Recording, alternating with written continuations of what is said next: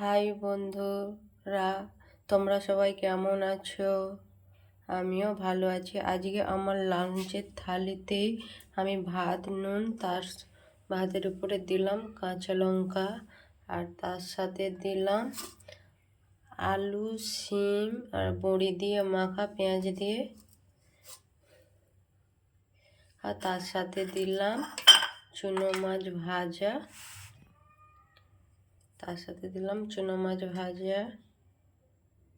আর তার সাথে দিলাম ডিম ভাজা,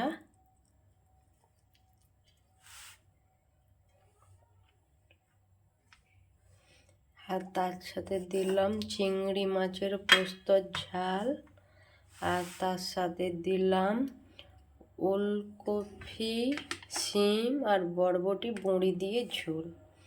তো ভালো লাগলে বন্ধুরা আপনারা সবাই লাইক করবেন।